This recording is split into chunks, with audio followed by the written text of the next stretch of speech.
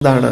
50 ജന്മങ്ങൾക്ക് മുൻപ് അങ്ങൊരു വേട്ടക്കാരനായിരുന്നു. വേട്ടക്കിടയിൽ അങ്ങ് അമ്പെയ്തൊരു കിളി പറന്നുപോയ ദേഷ്യത്തിൽ കൂട്ടിലുണ്ടായിരുന്ന 100 കിളിക്കുഞ്ഞുങ്ങളെയും അങ്ങ് കൊന്നുകളഞ്ഞു. അച്ഛൻ കിളി നിസ്സഹായതയോടെ ഹൃദയം പൊട്ടി അത് കണ്ടുകൊണ്ടിരുന്നു. അങ്ങനെ ഒരു അച്ഛന് 100 മക്കളുടെ മരണം കണ്ടുകൊണ്ടിരിക്കുവാൻ അങ്ങ് കാരണമായതാണ് സ്വന്തം മക്കളുടെ മരണം കാണുന്ന വേദന അനുഭവിക്കേണ്ടി വന്നത്. ധൃതരാഷ്ട്രർ അതിന് മറുപടിയായിട്ട് ഇങ്ങനെ പ്രതിവചിച്ചു: അങ്ങനെയോ? പക്ഷേ ഇതനുഭവിക്കുവാൻ 50 ജന്മങ്ങൾ കാലതാമസം ഉണ്ടാകാൻ എന്താണ് കാരണം? കൃഷ്ണൻ പറഞ്ഞു: കഴിഞ്ഞ 50 ജന്മങ്ങൾ അങ്ങ് 100 പുത്രന്മാരുണ്ടാകുന്നതിനുള്ള പുണ്യം നേടുകയായിരുന്നു. ഭഗവത്ഗീതയിൽ കൃഷ്ണൻ പറയുന്ന ഒരു വാചകമുണ്ട്: ഗഹന കർമ്മണ ഗതി എന്ന്. കർമ്മവും കർമ്മഫലവും ലഭിക്കുന്ന രീതി മനസ്സിലാക്കാൻ വളരെ ബുദ്ധിമുട്ടാണ്.